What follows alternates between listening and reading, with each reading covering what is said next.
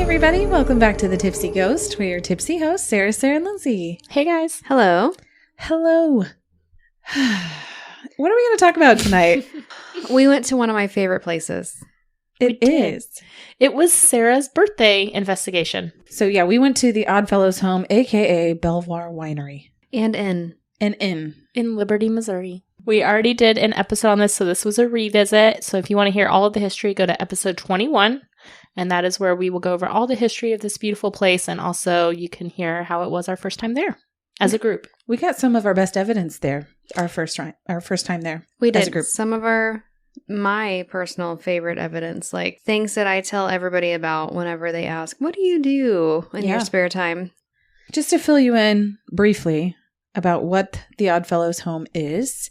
The Oddfellows was a group of people, a secret society. Yeah, like a self-sustaining secret society. Yeah, where their members' families could come live at the house with them, which was a beautiful house, a big house that took care of not just the members, but their wives and children as well. After a while, the house did turn into an orphanage during really war times when men had to go off into war, and the women and children were left there. And sometimes parents did not come home, so they had lots of kids there, living there as orphans. But this whole building, the whole buildings really are several different things. We have the main building, which would be the orphanage that we refer to as the orphanage now, or the main building. There are 4 different kind of offshoot buildings. Well, it's technically 3, but we kind of split it up into 4. Right. One is the bunker, which we think was just used for storage, but also kind of like a little hideout for kids. And then Yeah, and the main building itself was built sometime in the late 1800s, early 1900s. So we think the bunker was built around that time as well. The hospital is the furthest away from the main building. it was built in 1923. It's my personal favorite location. Me too. Go listen to our first episode for why. Incredible piece of evidence that we got there. But it was the only hospital north of the river until North Kansas City Hospital was built in the 1950s. Mm-hmm. And so it's got its own laboratory. It got some patients from Glore Psychiatric up in St. Joe. It also has prisoners of war, which sometimes we get residual spirits from POWs and, different language speakers. But it was quickly outgrown because the hallways are very narrow. The doorways are very narrow. It's just not conducive to moving around wheelchairs or beds. No, if you're going one direction, you're stuck in that direction. You can't turn around until there's a major opening at a nurse's station. You're headed that way. Absolutely. It's too narrow. So 1955, the nursing home was built, and this building is pretty large, and it has several different areas that we like to investigate, including the old folks' home, which is one of our favorite places as well. There's lots of just abandoned rooms where residents lived. It's 2 stories in this area. And then the further out you go was the new hospital area. There's a wing that shoots off of that. It's kind of more like a skilled nursing area is always what I heard. Then you walk a little bit further, there's an old administration area. And below that is what they used as a morgue. We lovingly call it the morgue, but fun fact, there weren't a ton of bodies stored here. It wasn't even its main purpose. Right. It was used for Potatoes. potatoes. It's a potato room. But it was cool and dark, so it was a perfect place to store bodies for those who might have passed while they were living. Bodies and potatoes. And damp. Very damp. Well, it's damp now. I hope it wasn't when they lived there. Yeah, the other location, kind of far off in the corner, but we have heard that this was actually relocated, is the cemetery, where a lot of the people that have died while it was a full functioning society are buried. And fun fact, the Oddfellows named everybody George. Mm-hmm. Anybody after life was George because everybody was equal. I love a good George. Yes. We do love a good George. And a bad George.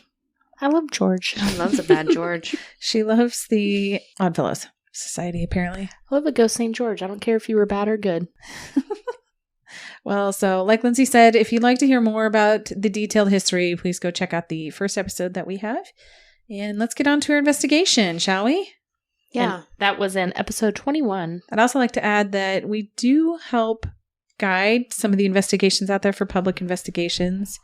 for the PRI group here that's local in Kansas City.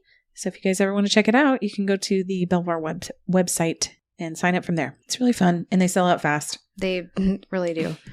But the best part about this place is that it's a winery. That is one bonus. The best part about this place is that it's haunted. The bonus is that it's a winery. It's a winery. You can drink wine while you hunt for ghosts. And the different thing this time is that we actually stayed overnight. Mhm. The whole night, which we've never done. 2 of us did.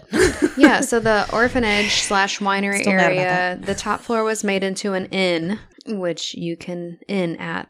You can stay in. You can The inn. stay in. Which we Yes. never have before, simply because it's in the Kansas City area and we live in Kansas City. So Right. we just drive home after the end of it. But it was Sarah's birthday, so we decided to book a room. And the room was lovely. It was. It was lovely. You would know if the bed was lovely if you stayed. Yeah. Listen, I laid down for like a solid 20 minutes and said, I'm not going to sleep. Oh my God, 20 minutes. That's it. We're going to move on. I know my body. We're And you moving know on. what time I went to bed that night? 5 a.m. Okay. And I woke up at 9. It was awful. Not bitter at all. But it's fine. Happy birthday. Yeah. Listen, y'all, my Happy insomnia birthday. has been... Fuck you. I'm out of here. Happy birthday, Sarah. Sorry your party sucked. We were even supposed to share a bed, Lindsay. You fell asleep within 5 minutes. My insomnia has been terrible, and I forgot my meds, and I knew I'd be awake. So you thought I'd never notice, but fun fact, I did. I'm sure you would notice in the morning when did. you woke up. Where'd you go? Okay. Let's start with the main building, which it's like the orphanage / the inn / if you're on a public investigation, it's kind of our safe zone, like where we all reconvene to talk about the previous It's our home base. episode. Nope. Evidence. It's also the event space for anybody who has like a wedding out there. Or Oh, yeah. We were there once when they had a celebration of life. Which What is a celebration of life? It's like it's not a funeral, it's a celebration. Oh, okay. So like Because a we were funeral. like, oh, who's getting married? Oh my gosh, you two. I didn't know. I've never seen a celebration of life out there. But they said that their family member loved that place. Oh, that's very sweet, actually. I know. I do too. I know. I don't want a funeral, but if I die, just like pour one out for me at Belvoir. Can I put your ashes out there? She might want her Oh. ashes somewhere else. No, she doesn't. Just kidding. I will give you a 16th of my ashes. Can I have a little sprinkle? Yes, you can have a Thanks. sprinkle. Okay. They'll probably like fly back into your face. Yeah, that's disgusting. You're also free. assuming she wants to be cremated. Oh, I do. Yeah. I did. Okay. I want to be, so I just kind of assumed that you did too. I mean, who wants to be buried in the ground? Yeah. I've honestly never thought of it. When the world ends, do you just want to be like somebody in the ground, or do you just want to be done here? I mean, doesn't it freak you out to know that you're like a body in the ground? No, Also, because I'm not there anymore. The only plus to being buried is potentially the zombie outbreak, Exactly. but you have to bank on that. Also, I would be a terrible zombie. Why? Why? I would probably try to like befriend people and they'd be scared of me.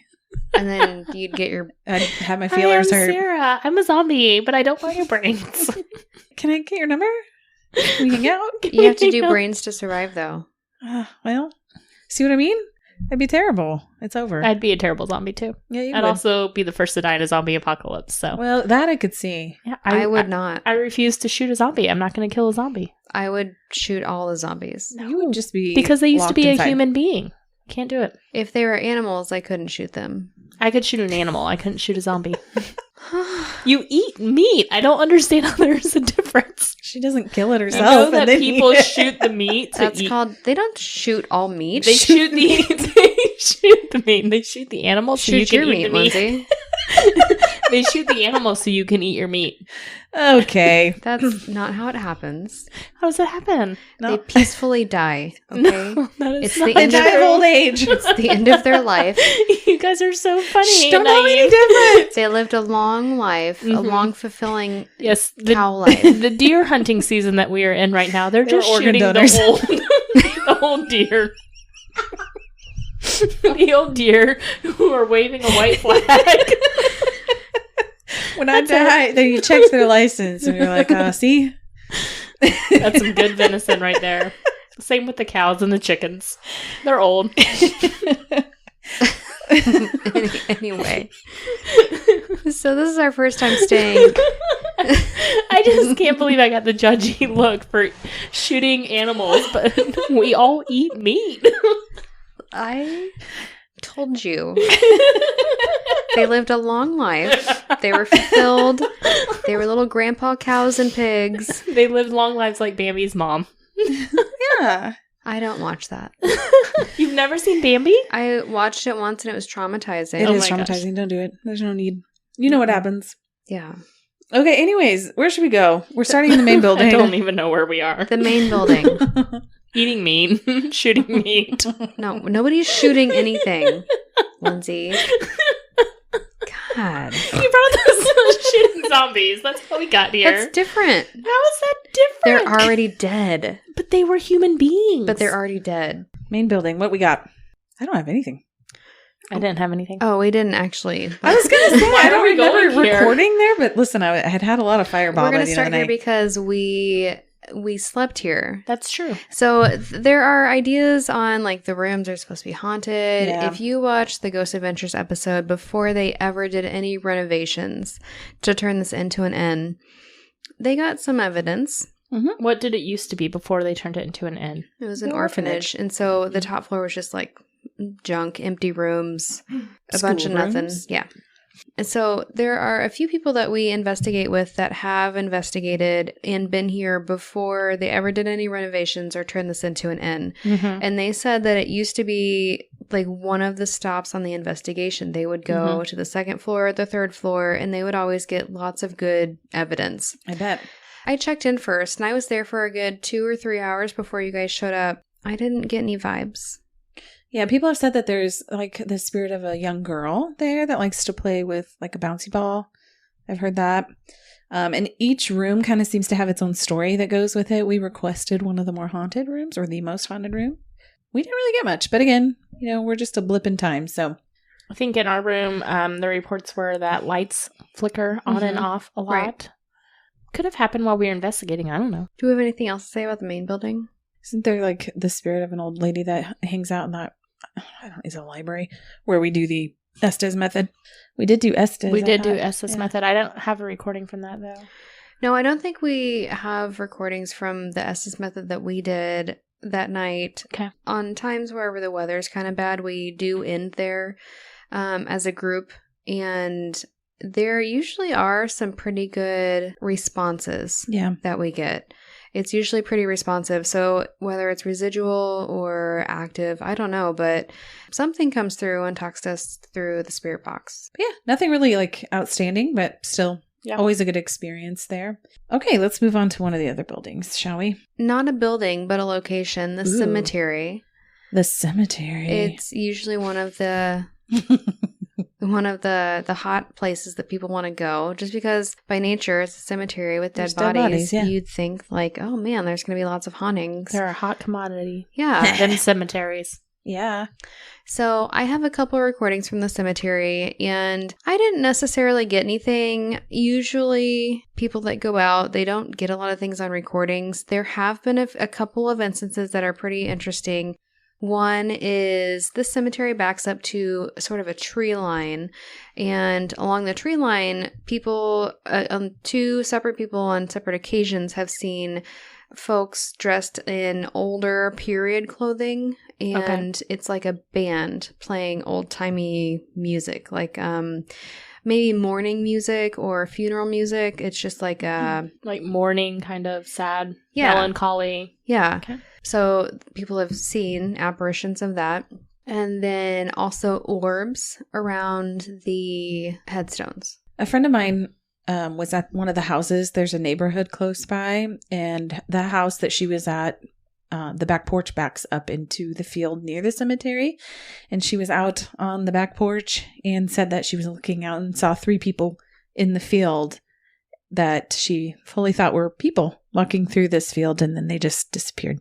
Well, like Boydston mentioned, we had heard that they had moved the bodies from one spot to another. So Did they get everything? I don't know. Maybe that upset some people. Who knows? Yeah, I think that's what's hard is like if they moved it, then are the spirits stuck to their original resting location or are they stuck to their bodies? But the location that is nearest to where they think the original cemetery is the bunker. Mm-hmm. So maybe we should head there next. Let's do it. Let's talk about evidence we got the night we were there, if any, and then things that we've experienced over the years that we've been going. Okay. So the night that we were there, and I will say if we haven't said this before, this is a public investigation. Yes. This night, yes. So we were leading an investigation. And so with that, there was a lot of talking in the bunker. I did catch at one point, Sarah, you called out my stomach because you heard a rumbling noise and it was not my stomach. Oh. How does it feel? And that's exactly what you said in the recording. I'm not still bitter about it. Because I was telling them, I said, we either claim it or blame it. Like, make sure you call out your stomach noises. I said, like, Sarah just asked if that was my stomach rumbling. Normally, it's Boydson that we think that's her stomach. And Boydson goes, yeah, how does it feel? Yeah. It is funny that I called you out. Why? I don't know, because I was standing next to you. I don't know. But I did catch some kind of, like, rumbling that was on the recording. Boydson, you thought it was, like, our coat, because it was very cold this night. It was actually snowing. Yeah. And so we had big winter coats on, so it could have been somebody's coat. I don't know. There is a balloon down there with a smiley face on it. Our friend Rob. He loves that balloon. And it's been an interesting thing to set up. It honestly has. So he put it in there and they noticed that. So it's a smiley face balloon with a face on both sides. And he noticed that if you address the balloon or talk to it or address something near it, it actually turns towards the person talking to it. Yes, it does. And that has happened to me on several occasions. So that happened this night. The balloon was moving while we were talking to it. And we had a flashlight set up right by the balloon, and that flashlight repeatedly kept going off, whereas the other two flashlights really weren't getting much activity. And somebody reported at the end as we were getting ready to leave, they're like, yeah, I think I was being touched in the back there when I was talking to the balloon.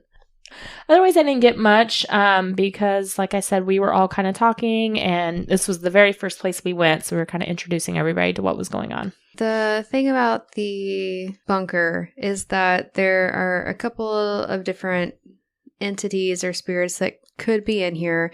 One is this like older gentleman, maybe caretaker, maybe an authoritative figure versus some child spirits. And so if one's in there, the other is probably not in there.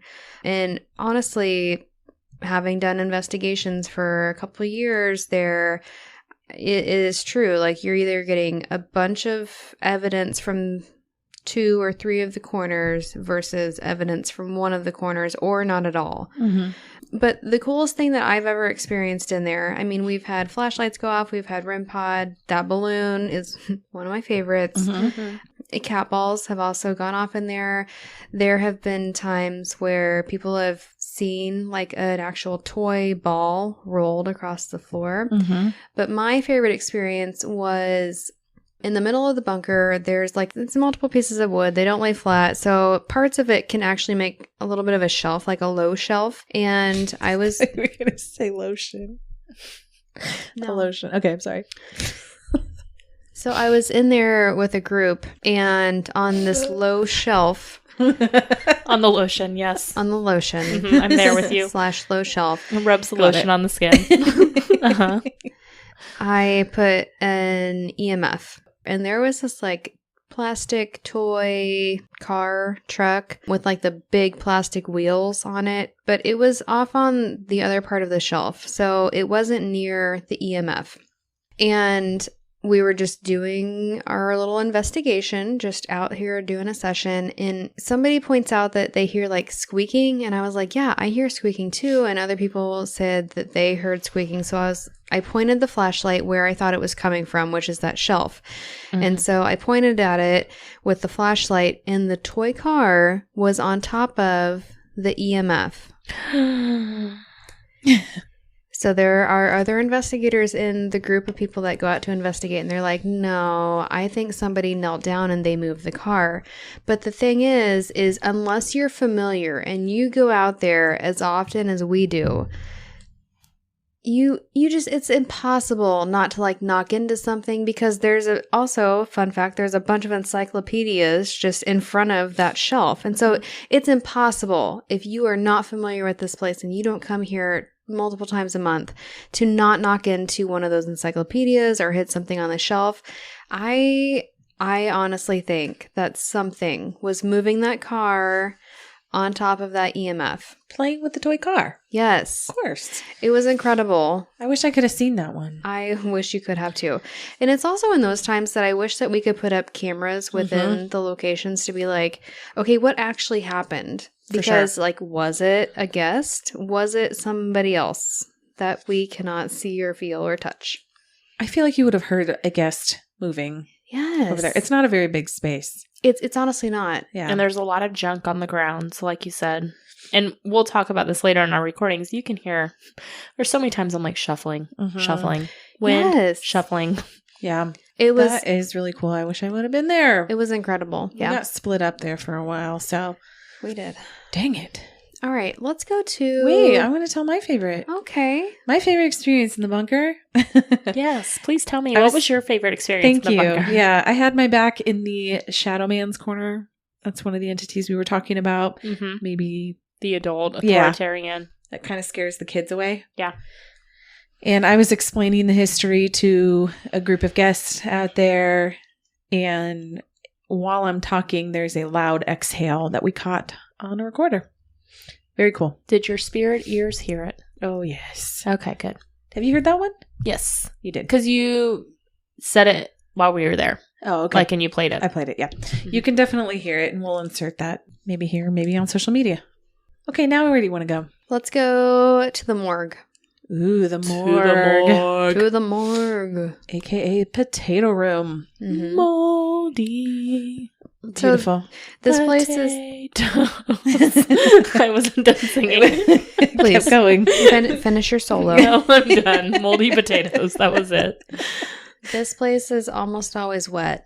Even in the middle of summer, there's at least a half an inch of water on the ground. Yeah. So all you get in recordings is dripping water. Plop. Drip. Guess who had those recordings? Me. It was snowing. It was cold, but the day before it was raining. Mm-hmm. So, yay. It was beautiful down there. There's puddles everywhere, rain dripping everywhere. It was cold and wet. One large puddle. It was a lake.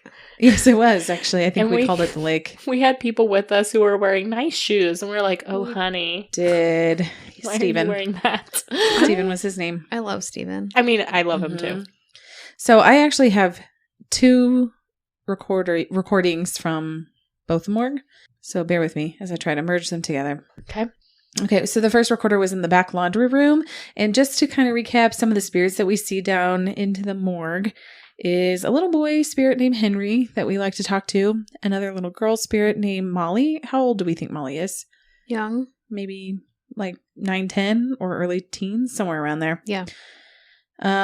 We have also talked to somebody named Walter several times. Walter. We think is an older gentleman.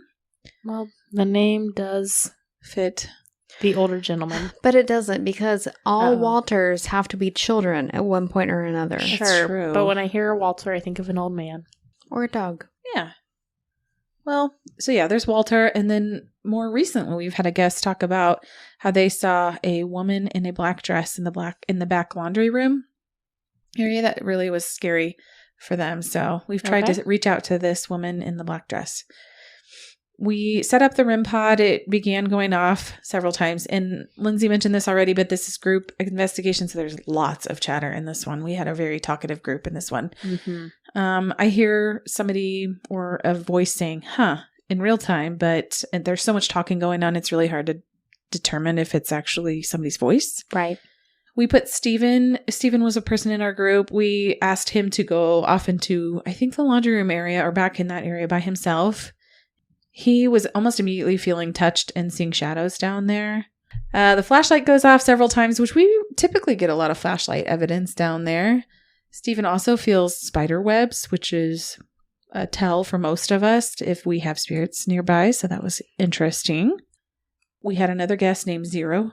He was down by Steven. Mm-hmm. And he heard a voice say, "Hey," next to him. I didn't catch it on this recorder. I am so annoying to myself. I know we all get kind of annoyed. Well, I don't know. I can't speak for you guys. I get annoyed at myself listening back. And this time was no different because I hear myself over and over saying, I don't think it's Molly. It's not Molly. I feel like it's Henry and Walter. I'm like, oh my God, shut up. Myself. I don't remember getting annoyed with you. So, well, thank you. But I was. So I didn't think it was Molly. I wasn't convinced it was Molly, but we still kept trying to speak with her. Lindsay gets mad about not getting her hair pulled. Because one of those, I don't remember if it was Steven or Zero, but one of them said that they felt like their hair was pulled. And I was like, you have got to be kidding me. Yeah, Steven, he was getting all sorts of action over there. I was so mad. Poked and hair pulled. I will stand by it. Any time that somebody gets their hair pulled, I will probably be mad because I've been asking for it for 3 years. Just saying. Stop asking for it. Yeah. You're trying too hard. I don't know what else to do. Play hard to get. Be like, don't pull my hair. Don't do it. I don't want it. I play hard to get. I tell them that I don't believe they're really there. That's not the same thing. You'd be like, you can't. You're not acknowledging their presence. So acknowledge their presence, but don't ask them to touch me. That's exactly right. Don't say like they're not real. Just be like, I don't believe you can pull my hair. Or, I don't think that you can pull my hair. Okay, next place we go, I'm going to say, hey, ghost, I'm really scared of you, so please don't touch my hair. That sounds condescending and rude. And I'm alive. And I'm offended. And I'm alive. I think. Are you? I don't know. Actually, now let me say that. Inside, I'm not sure what I am. Inside, I am a zombie. So I caught what I think is maybe a growl. Again, it's very hard to tell what's going on. If we can isolate it, we'll put it in there. Whatever we got down there, but there's just so much talking. I'm impressed you got anything. Yeah, with I know. All the talking. Yeah. I called it out in real time saying I heard a humming noise, but okay. I don't know. And then we sent a group of 2 or 3 of them down near Steven, which again is in the laundry room area. Yeah. And they all kept saying that they were smelling cigarette smoke. Mm-hmm. I remember that. And I got to point out that every time anybody was feeling something, Lindsay goes, what's going on? What's happening? What's going on? Because I had a recorder Tell me what's going on. And they're just like talking, like they're experiencing stuff. I'm like, yeah, it was funny. Tell me what's going on. So we can talk about it later. Things, so every time they say something, you go, what's happening? What's going on? It was cute. Thank you. You're welcome. I was trying to keep a clear record. Okay, on the other recorder, again, this is all of the same situations. I'm hearing everything. The flashlight and the cat ball go off, though, while we're talking about Rochelle being down there. Mm. And around 7 minutes in, I hear a whisper. Explain who Rochelle is. Rochelle's one of the investigators that does the Estes method with us, and she helps with PRI as well. But Rochelle's really good in the morgue because we think Henry kind of likes her the most, so we bring her down there sometimes as kind of like a trigger gotcha. item. I like it. Yeah. So yeah, I hear a whisper. It may be a guest, may not be. I hear an EVP after I ask, is Walter down here? And I also hear it in real time and called it out. I came down to say hi to you.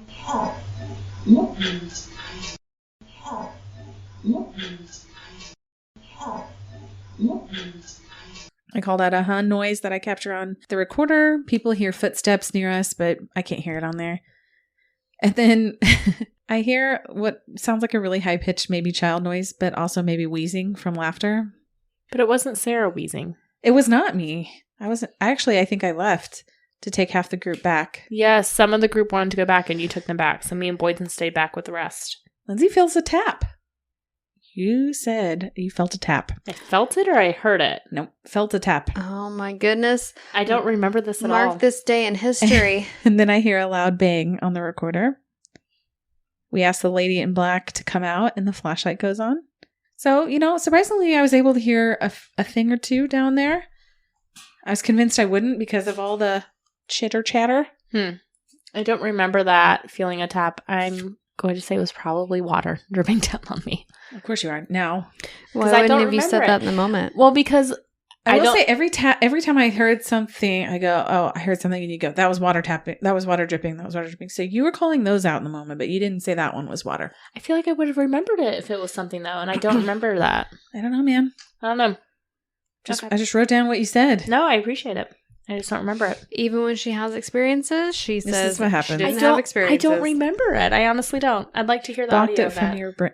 Okay. I made it up. No, I believe you. I believe you. I'm saying I'd like to hear the audio. I don't believe you. I'd like to hear what I said. Do you have a favorite moment from the morgue? Yes, actually, it was when I was a guest. That's kind of what got me all fired up about this place. We were standing doing an EVP session with Chris, one of the other PRI investigators, and Jen. I felt like I was kind of rushed, like bum rushed, if you will. Like I felt this like wave of anxiety and like a poof of air behind me. Mm-hmm. And I heard on the EVP session the whisper, Walter. And I think that that's why I've always thought I'm talking to Walter down there. Okay. What about you, Boydson? There was one time whenever, so I don't know if anybody knows this, but I'm short. No. Like, not normally short, like abnormally short. And so sometimes I am the height of children. And so there are a lot of children spirits that are down in the morgue. And I had an EMF, and it kind of was like, it's really hard to explain, but I had the EMF and it was touching my EMF and then running over to like a sensor light and then another EMF that was on the ground. And it was almost like it was playing like tag, like it was hitting all the different places, but all the low places. Mm-hmm. And also on command. And it was just pretty cool. Yeah, we've gotten some really good REM pod responses. There was a REM pod that like lights up different colors. And I had it on video recording, so I can try to upload that one too. Perfect. But that was very interesting. Yeah.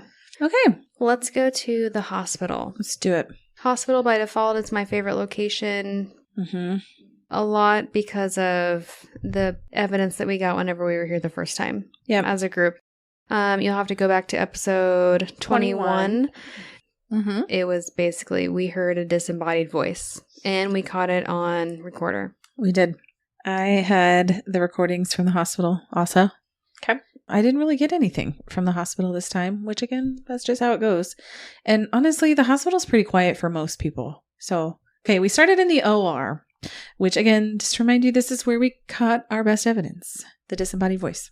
We start talking about German speaking spirits, and we get several flashlight responses. And German speaking because Prisoners of war. prisoners of war were there. Yep. Mm-hmm. So we really didn't spend a lot of time in the OR. Lindsay hears a scream and calls it out. And then we also say maybe outside or old folks home. Again, there's windows that are just not really there. So the old folks home is very close to this and also the neighborhood. So we hear lots of dogs barking. And there was very many, like several other groups. It wasn't just us. So Right. Not in the hospital, but in the old folks so home. there could have been a etc. group in the old folks home. Yeah. The flashlight goes off when I say I have a headache in German. Then we move down the hallway to the nurse's station and we have somebody go off to the end of the hall by themselves. And they had a pretty good experience where they felt lightheaded. They felt like they were being touched and they felt a hot spot, which again, it was freezing cold. And then one of you leaves the recorder, I think in the nurse's station, while the rest of us go upstairs. Okay. I don't know. I'm just guessing. Based off the footsteps away. Oh, you stayed downstairs with like one or two people that wanted to stay down there, and you guys were doing an investigation, I remember. And then the REM pod does go off for a few minutes for you guys, which was actually kind of what drew you over into a different section, and it went off for a few minutes for you. So that was exciting. But other than that, I really didn't get anything. Do you have any favorite moments in the hospital? My favorite moment will always be the disembodied voice that we heard. Yes, for sure. Agreed. Were you with me when we went as guests and Chris was our guide and we were doing an EVP session in one of the hallways? And we asked, what does this place do? And we got an EVP that says hospital. Yes. That was really good too. I think that was whenever we were all three there. Oh, okay. There was also a really cool time when I was leading an investigation with another investigator that was not either of you. And a guest was there that spoke French. Ooh. And he was speaking French. One of the hallways is said to have this shadow man that is German speaking that is looking for his daughter. And so this guest that was here that speaks French was speaking French down the hallway, just like trying to get a rise. And we heard like tapping down the hall, but also we had words come up on the ovulus. And I wish I could remember everything, but there was like a series of events that made us feel like this guy, the shadow man down the hall, was really not comfortable with this French-speaking gentleman, which would line up with World War II. Yeah. So it was just kind of an interesting experience. But like I said, always I will default to the disembodied voice. There is nothing like hearing a voice that you know is not there with you, but you hear. One of the other times I was leading an investigation, you may have been with me too, and one of the guests was recording. And when we listened back, it sounded like my voice talking, like almost like robotic stuff. It was very creepy. Yeah. It sounded like me talking on the recorder, but it was not me. I wish I had that one. That was a good one too. Yeah. Didn't we on this night have somebody speaking French at some point too? Yes, I we thought did. Zero was speaking French. Yeah. Well, at one point I said, "Oh my God, you speak German too?" And he was like, "Well, I speak a little, but I speak more French." I just don't remember where he was speaking French. It was probably down that shadow hall because I try and recreate that moment every time, and it has not happened again. Okay.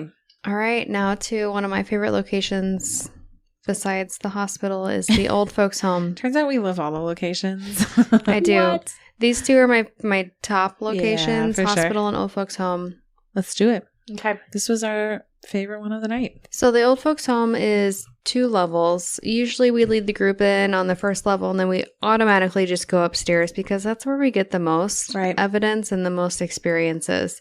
So let's just start upstairs and then we can work downstairs. My recording happened to be during the public, where the group investigation. And honestly, so we got cat ball responses, we got flashlight responses, and there were some banging, but I did catch an EVP. It's a whisper. I'm not entirely sure what it says. I think it says like, I guess we're going to stay there. I don't know. You guys tell me what you think it says, but it is actually like a full sentence whisper. Yeah, so one of the spirits that we have made contact with several times is that of a woman named Dorothy. We think she was a resident here sometimes. She comes out usually down what we call the shadow hallway. At the end of the hallway, she responds to music, typically Sinatra. She likes Sinatra specifically.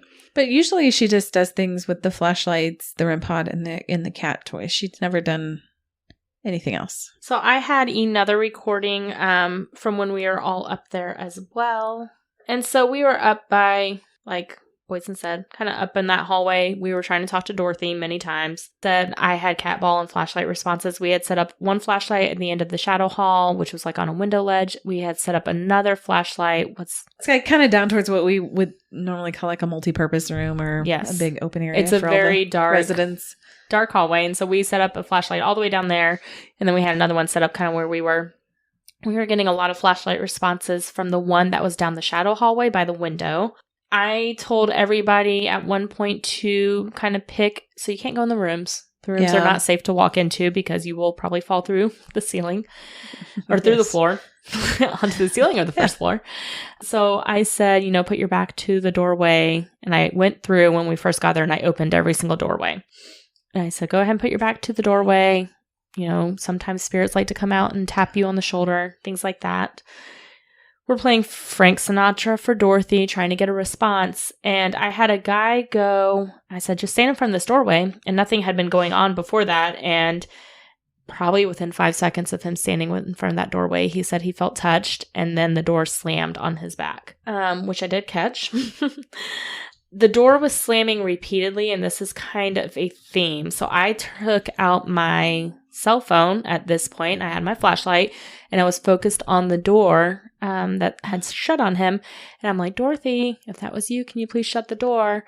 And the door slammed in all of our faces. Which is why I made it a point to say that we've never experienced that before.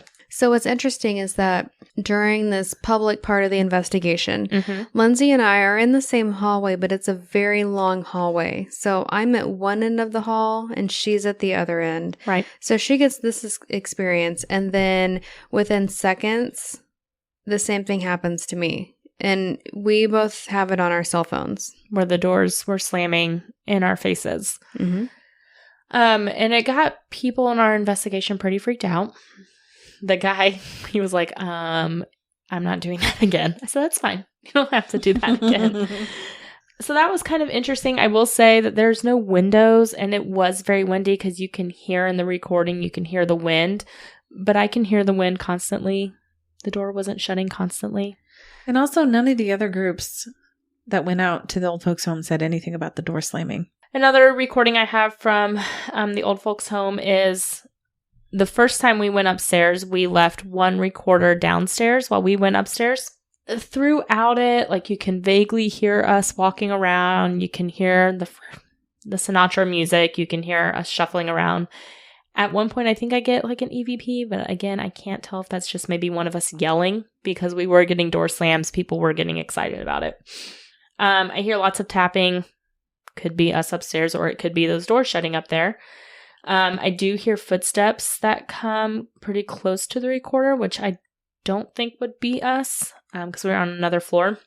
I do get a angry, huffing, puffing noise. Right. Angry Huffing, breathing. puffing. Huffy puffy. A Hufflepuff. That's what my husband calls it when I like sigh. He goes, "Are you getting huffy puffy?" I'm like,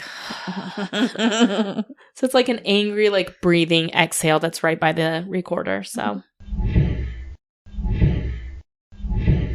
and that was like 34 minutes into it. So we were definitely nowhere near it. So maybe they were just like, I'm tired of these people upstairs. It kind of sounded like an animal at one point. It did. And about 20 seconds after that, there's lots of tapping that almost sounds like steps that are around the recorder. So Ew. who knows? We were upstairs during all that. Nobody else would have been inside. So who knows? But the most active experience I feel like we had that night was after the group investigation was done. We got to go out on our own, and we were like, we're going back up to Dorothy. We need to see these doors slamming again because nobody else had that experience. Right. So we go up there, and we only lasted 15 minutes. Mm-hmm. Partly because it was cold. It was getting late. It was getting late. This is like 2 o'clock in the morning. But also partly because we had so much experience in those 15 minutes. It kind of felt like it was a sign. It did. So Boydson's on her night vision during this, which we will post some of that to social media because it's pretty cool to see. And I have my recorder, and we all kind of just space out. So I'm standing like, it's kind of like a T-shaped hallway. So I'm standing against one wall that's looking out at the, like, where you can see all three hallways. Sarah, you were in, you called it like the isolation room? Is that what you called it? The padded room is what we called it. So Sarah Yeah. was in the padded room. Yeah. And Boydston was night visioning, and she's across from me. So her hallway, or her back is to one of the hallways. And right away, we're like, Dorothy, you know, we're here to talk to you. Can you make some noises? We get lots of banging. We get lots of knocking. I said I hear a growl, and I kind of caught a little bit of something. I think it might be hard to isolate because of the wind. But right after that, the door to my right slammed shut. Boydston, this was the first time we used the night vision, and you said the battery was draining already. I hear footsteps, and then the door to my left shuts. Sarah said that she was seeing something at the end of the shadow hallway, which is to my right. And I said, that's where the flashlight was going off like crazy earlier. So Sarah starts trying to talk to Dorothy, to whoever is at the end of that hallway. We still get some taps. Sarah then asks Dorothy to shut the door that had been shutting earlier, and it slammed shut on command. Can you please shut the door? Tap to my Your left. name's not Dorothy. What is your name? We'd like to be able to call you by the right name.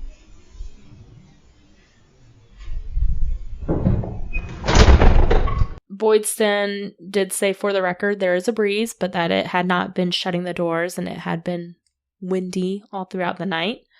About 20-30 seconds after that, multiple doors slam like all in a row, and you can hear it just bang, bang, bang, bang, bang.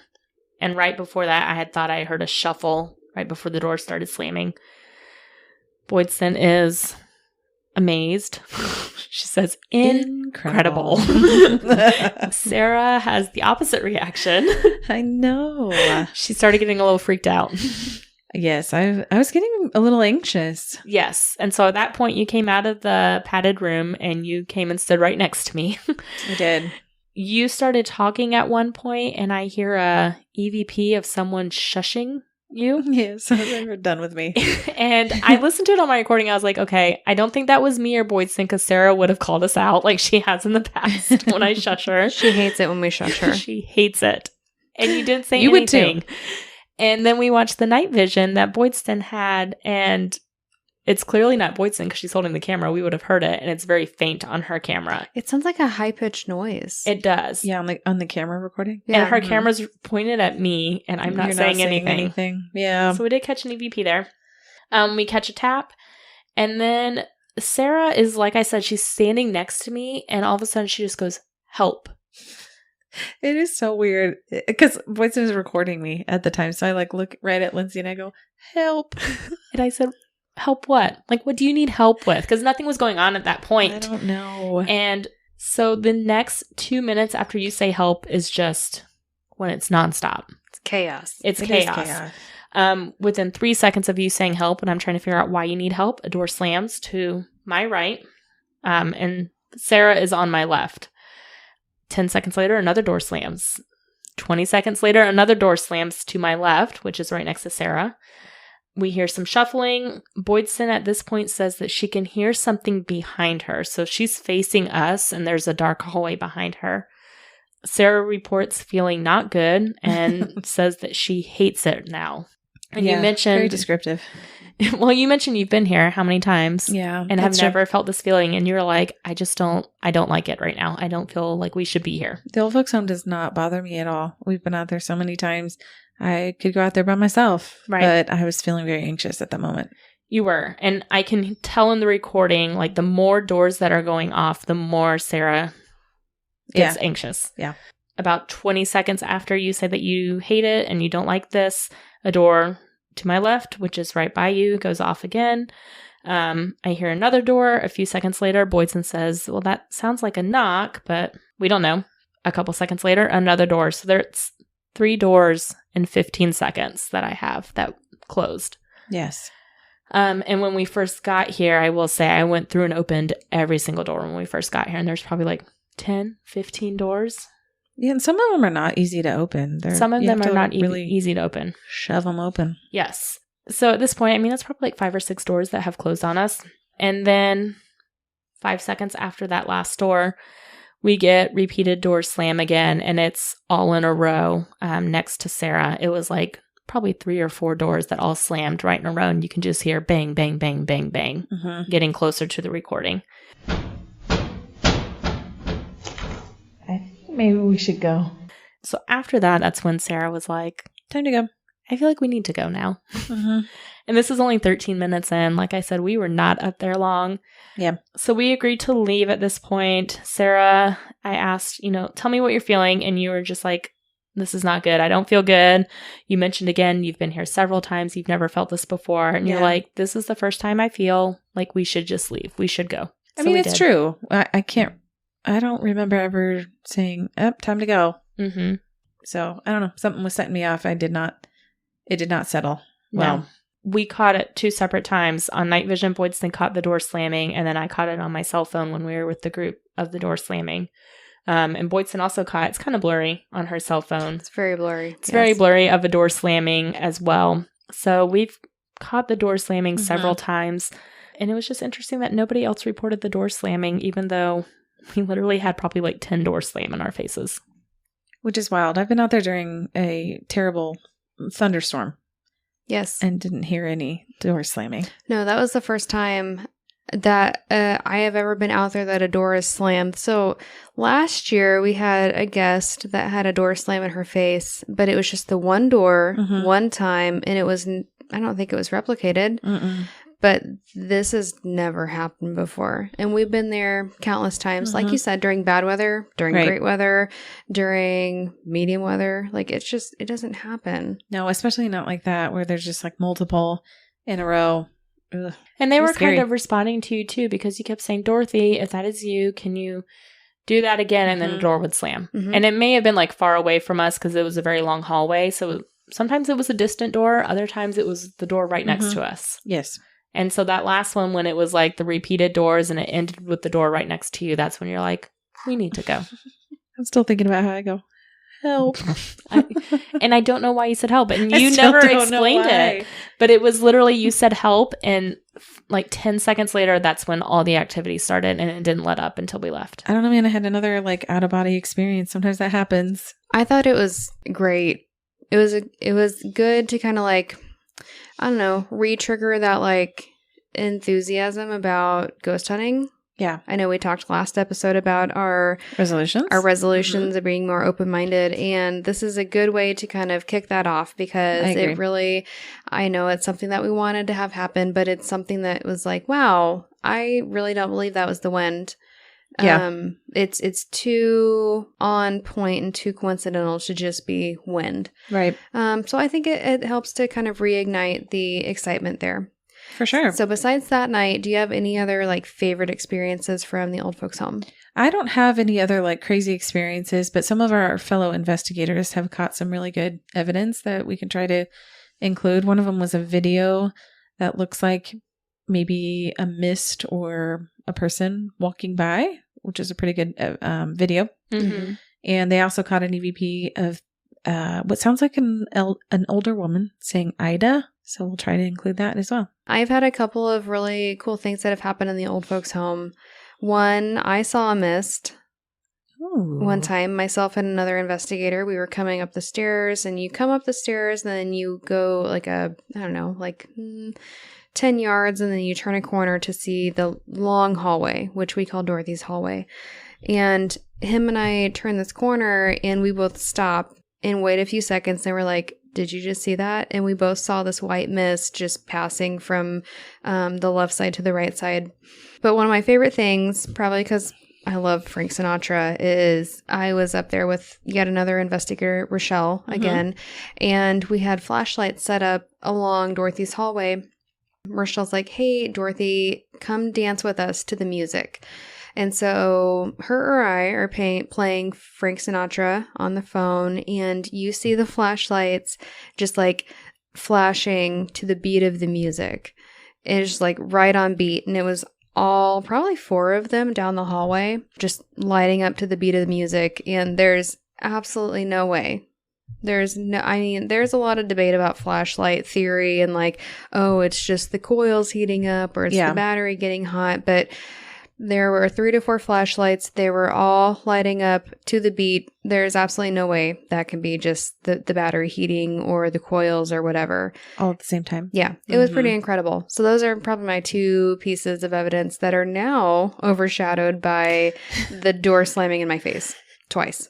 Oh, man. Several times. Mm-hmm. On to random sir, who I said, put your back to the door, and it slammed on your back. I am sorry. I have been here before, and I did not think that the door would slam on your back. Also, you're welcome. You're welcome That for was that an incredible experience. Yes. You know what piece of equipment's going to be really cool there? The purple lights. The purple lights. The ghost lights. Yes. That would be fun.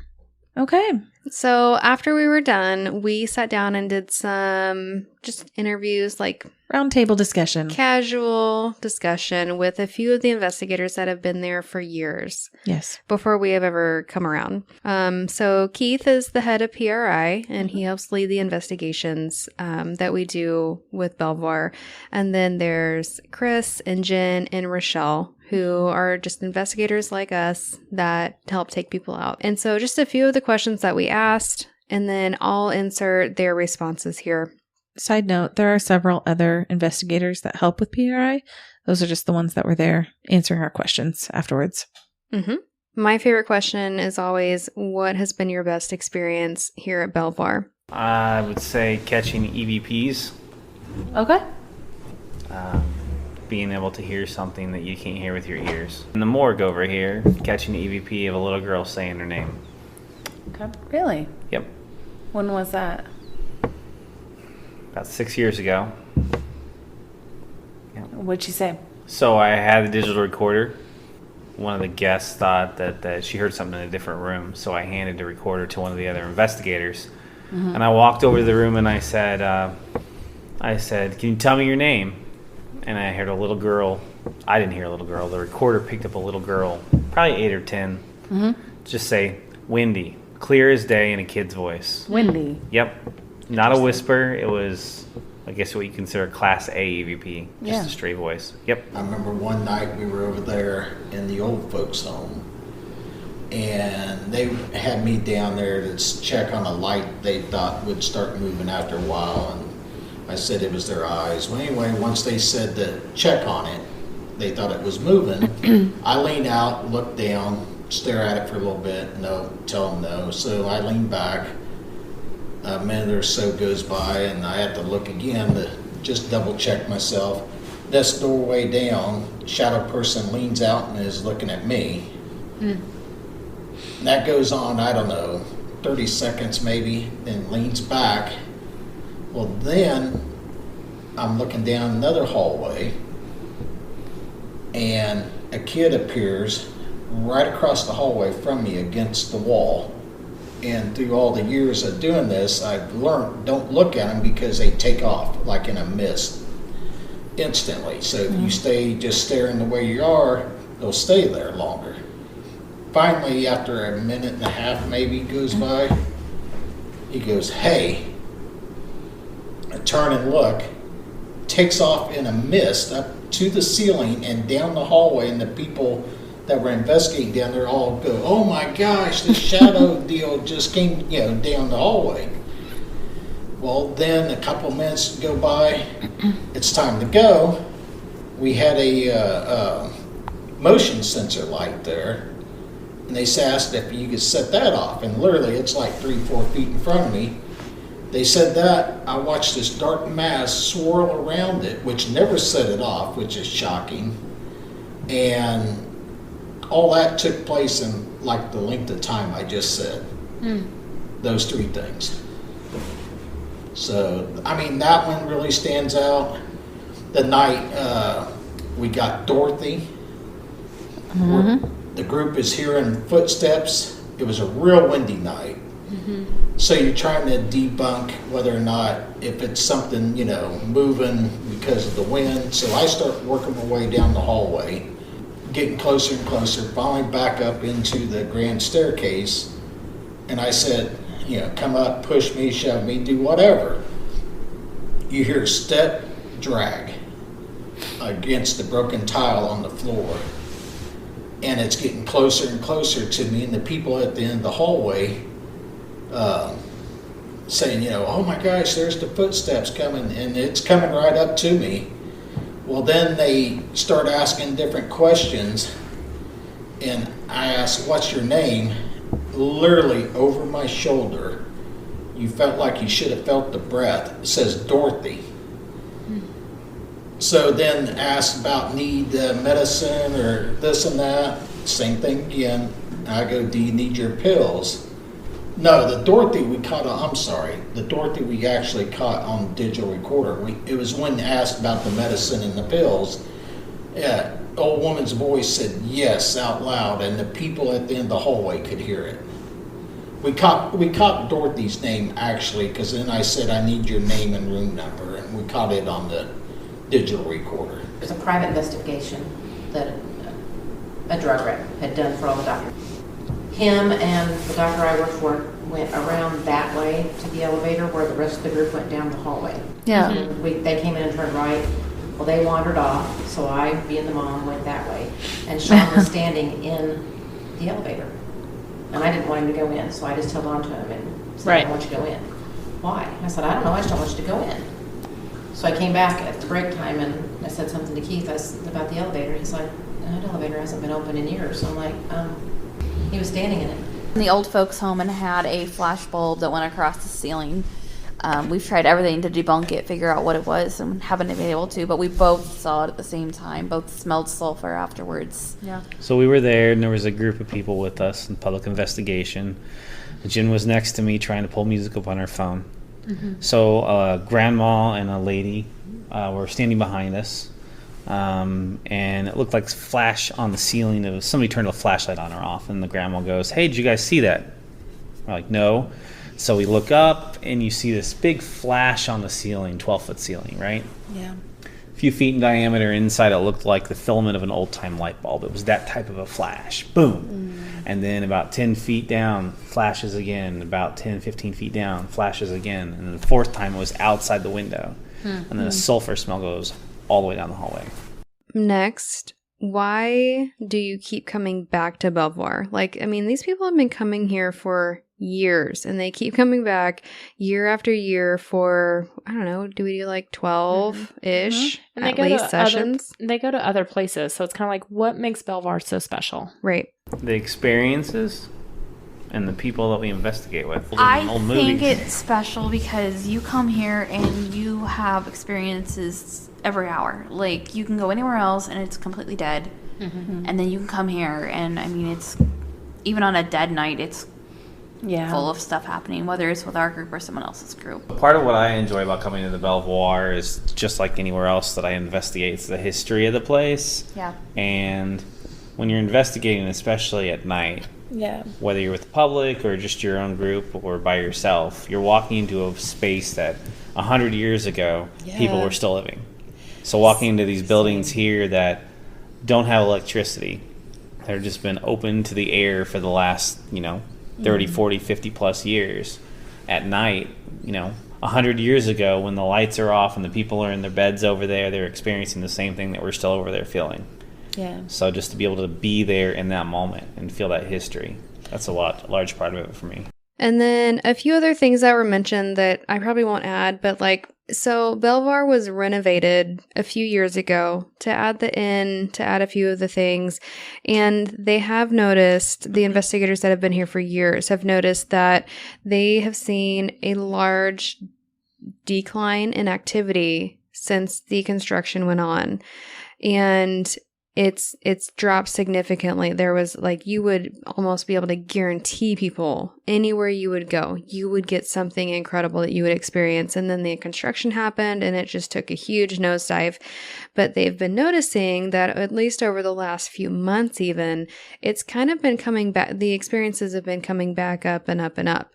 And I think that we even experienced that ourselves, with the door shutting.